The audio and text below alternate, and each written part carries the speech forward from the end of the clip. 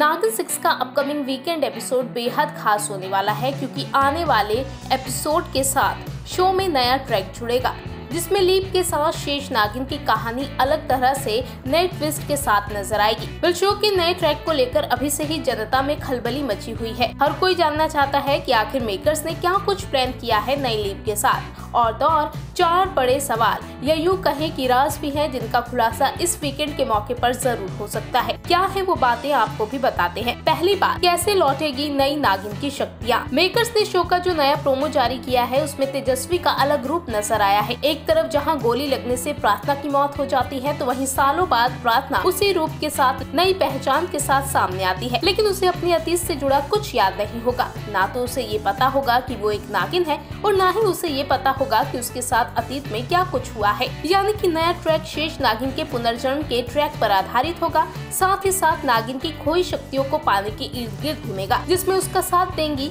प्रार्थना की यादें, सपनों में आने वाले अतीत से जुड़े दृश्य।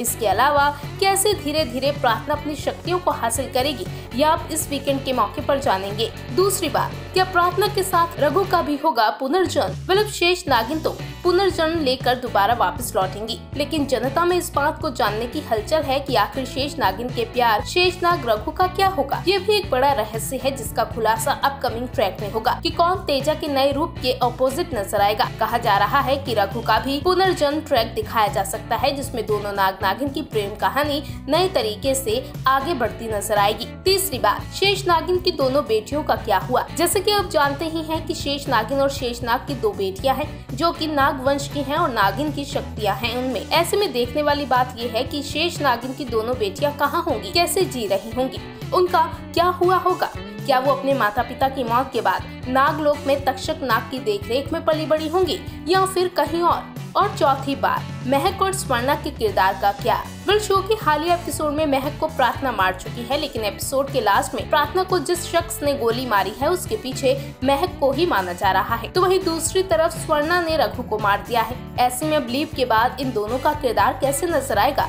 क्या महक फिर से लीप के बाद लौटेगी प्रार्थना के नए रूप से बदला लेने, और क्या स्वर्णा इस बार महक के साथ मिलकर कहानी में नई दुश्मन बनेगी। आखिर लीप के बाद ये दोनों बड़ी विलेन कैसे नजर आने वाली हैं, ये देखने वाली बात होगी।